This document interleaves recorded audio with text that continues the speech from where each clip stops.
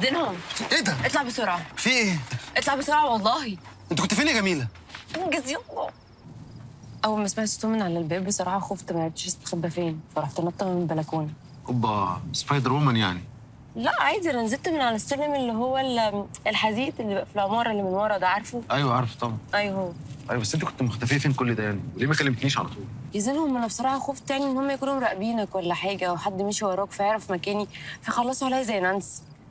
يعني انت خفت على نفسك وما خفتيش عليا ان هم يخلصوا عليا زي نانسي؟ ايه الانانيه دي؟ انا انانيه؟ انا مش انانيه على فكره، بس يعني مبدئيا كده اسالك سؤال واحد. انت اصلا ايه علاقتك بالموضوع؟ يعني هم هيعملوا لك ايه؟ يعني انت يا دوب الدكتور الشرعي اصلا شرح جثتها، وبعد كده راح دور في بيتها، وبعد كده جه بيتي بعد ما انا هربت وقعد يفتش فيه. هيأذوك ليه بقى؟ واللي راح الشركه عندك وسال عليكي؟ هو انت جيت الشركه عندي سالت عليا؟ ايوه. انا ما كانش ينفع اعرف ان انت مختفيه كده وما عملش اي حاجه، فرحت الشركه وسالت عليكي وعرضت حياتي للخطر. انت عرضت حياتك للخطر. بس انا عندي سؤال، يعني هو انت دخلت عربيتي ازاي؟ ده بقى تاتش وندر وومن خالص. لا هو مش صعب خالص اني ادخل عربيه لازم الدشر زي كده. بص. انت ايه بقى حكايتك مع وندر وومن؟ انا مش فاهمه. لا انا بحب الكوميكس عامه، يعني بحس ان ده اللي خلاني احب الطب الشرعي اصلا. يعني بقيت اتخيل كده الحاله اللي انا بشتغل عليها وببقى عارف ايه اللي حصل لها بالظبط، ومخي بيشوف حاجات وزي صاحبتك نانسي يوم ما هجموا عليها. لما نانسي ابتدت تشك انهم بيراقبوها خلعت الهارد ديسك من الكمبيوتر وخبيته في فصيله الزرع، سجلت الفيديو وبعتته لك بسرعه عشان يبقى في حد عارف لو حصل لها حاجه. جميلة بصي، أنا لازم أقول لك أنا بوصل لإيه. وبعدين تاني يوم وهي داخله البيت لقيتهم بيدوروا في حاجتها، مسكوها عشان ما تصوتش، حاولت تقاومهم لكن خلصوا عليها.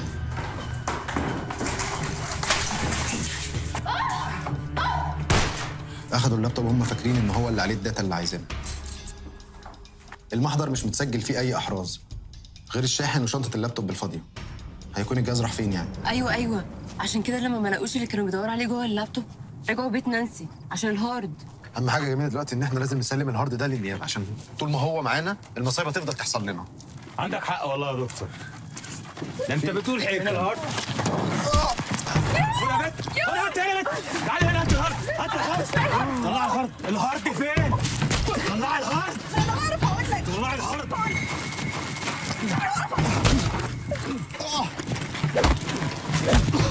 لا يلا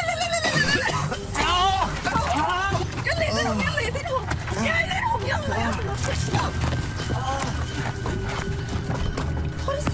لا ده معاه مسدس. لا ما تقولش. استني العربيه مش عايزه تدور. ما تقوليش يا دينهم، ما تقوليش يا دينهم، بقول لك راجل معاه مسدس. بسم الله الرحمن الرحيم. استني ما توترنيش بقى.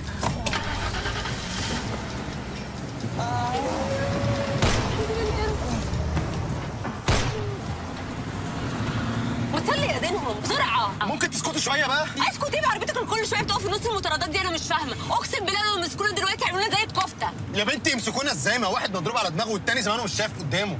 طب هنعمل ايه دلوقتي؟ قولي لي انت مخبيه الهارد ديسك فين؟ في مكان امين. ايوه اللي هو فين يعني؟ مش هينفع اقول لك يا دينهم، لو قلت لك احتمال تتلط.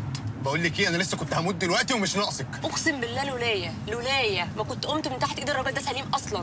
ما انا لولاكي ما كنتش شفته اساسا. عندك حق. طب انجزي بقى. طيب خلاص خد اليوتيرن اللي جاي. احنا كده قلنا لحضرتك كل اللي احنا نعرفه. ويا فندم هتلاقي الهارد ديسك عليه كل المعلومات اللي بتقول ان الجريمه حصلت بسبب اللي نانسي عرفته عن الشركه. وكمان غالبا يعني صلاح صبري مدير الشركه هو اللي حرض على قتل نانسي وسرقه جثتها. والمسدس ده حضرتك عليه البصمات بتاعت اللي اسمه رفعت. انا مش عارفه هو اسمه رفعت ولا لا، بس كل اللي انا متاكده منه ان الشخص ده هو المساعد الشخصي بتاع صلاح، ودايما بيلف وراه كده زي البادي جارد. وانا يا فندم شفته يوم ما رحت لصلاح المكتب، وهاجمني حضرتك انا وجميله اكتر من مره. بص هو على ويب سايت الشركه بيقول ان هو اسمه محمد منصور، وهو مدير امن شركه انفينيتي. بص كده حضرتك. غالبا كده ناجي بيه هو دراعه اليمين، هو اللي بينفذ له كل حاجه. وبصراحه يعني موضوع الاشتباه في شكري جوزها ده بالنسبه لهم كان تحفه، لان هو بيبعد كل الشك عنهم. انتوا مش واخدين بالكم اللي انتوا عملتوه ده ايدينكم قانونا اكتر ما يعمل منكم ابطال؟ وإن كنت أنا متفاهم طبعا إن أنتوا عملتوا ده بدافع إنساني. والله العظيم هو دافع انساني بس. ناجي بيه، لا انا ولا جميله هنخش في قصه زي دي الا لو الدافع انساني. بس برضه الصح صح والغلط غلط. عموما الأدلة دي تكفي إنها تدين صلاح، تثبت تورطه في القتل هو ومدير الأمن بتاعه، وتدين تصرفات الشركة وتتقفل. ماشي، ما هو ده حضرتك كل اللي احنا محتاجينه. فعلا؟ وبالنسبة للجثة اللي اختفت من المشرحة؟ يا فندم مين غيرهم ليه مصلحه ان الجثه تختفي؟ طول ما الجثة دي مختفية المسؤول عن المشرحة هو اللي شايل الليلة. ده اللي هو انا يعني. انا مش فاهمه هو مش عايز يساعدنا ليه؟ طب نعمل ايه اكتر من اللي احنا بنعمله؟ سلام. سلام ايه؟ استني اوصلك. رايحه فين؟ هطلب اوبر على حسابي المره دي. ليه يعني؟ ما انت عارفه ان انا عاطل وموقوف عن العمل، ما وريش حاجه. زينهم، انا اسفه. اسفه على ايه؟ حاسه بالذنب بصراحه. لولا ما كانش حصل لك كل ده، كان زمانك دلوقتي الدكتور الشرعي اللي بيكتب التقرير وبيخلص شغله في اخر اليوم عادي جدا. جميله، هو انت ليكي علاقه بسرقه جثه نانسي؟ هو السؤال ده بجد؟ انت اول مره جيت فيها المشرحه قلت انا خايف الجثه يحصل لها حاجه، صح؟ بس ايه؟ بديهي يا زينهم. بديهي منين؟ عرفت منين ان الجثه هيحصل لها حاجه؟ ناس قتلت واحده عشان يداروا على اللي هما بيعملوه، مثلا مش هيحاولوا يسرقوا جثتها او يلعبوا في تقرير؟ انت بتقول ايه؟ بقول لك ايه؟ وصلني انت وهدفع لك حق اللي كنت هدفعه في اوبر عشان تلم حق الازاز متكسر. طب تعالي نركن هنا. منين؟ هنا. وانت عمرك شفت شركه بتتورط في قتل الموظفين بتوعها؟ يا ابني الدنيا فيها حاجات اغرب مما تتخيل. الحمد لله احنا خارجين منها على رجلينا.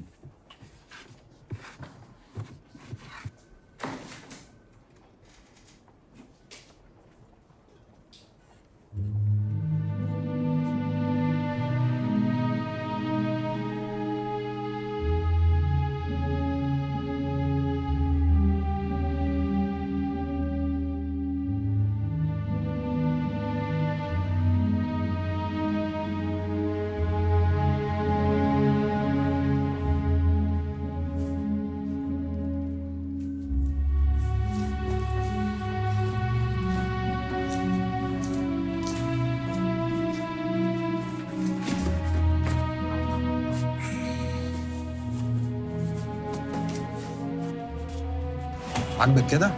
خربتيها وقعدتي على تلانتي وصاحبتك؟ الله يرحمها ويرحمنا كلنا يا نعيم. الله يرحمها ويحسن اليها. بصي لو لقيتي لي شغل في اي حته بيلغيني بقى، ومش لازم اي تي، يعني ممكن هعمل شيفت كارير. انا باي. ها باي. حاضر ماشي يا نعيم. باي باي. باي.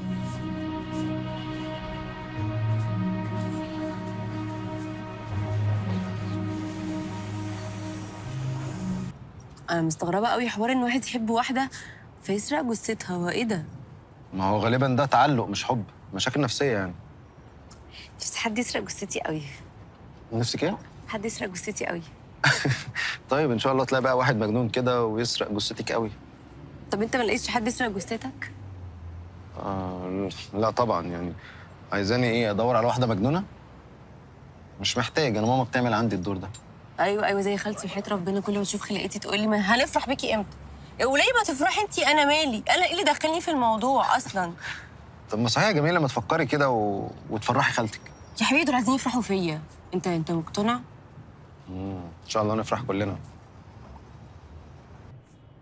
بص يا بنتي، انت اسمك ايه؟ جميله. بص يا جليله، انا محدش عمر معايا في الصيدليه دي اكتر من شهرين. ليه بس؟ بيقولوا عليا العيب فيا، انا راجل شديد. طب بص، هو حضرتك احنا مش هنرتبط. هي كل الحكايه وما فيها بس ان انا الشركه اللي انا كنت بشتغل فيها قفلت، وانا بصراحه محتاجه شغل عشان انا بصرف على نفسي. هتصرفي على نفسك ما تصرفيش، انا بقول لك اهو، انا راجل صعب المعشر. ما تقولش على نفسك كده يا ست، انا بتلكك محدش بيستحملني، شديد. انت جميل. انا رمزي.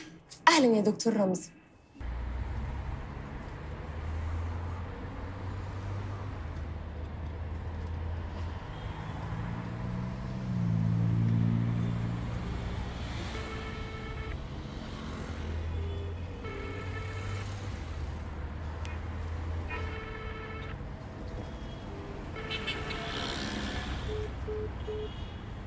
حضرتك انا مقدمه اصلا السي في بتاعي يجي في 10 شركات.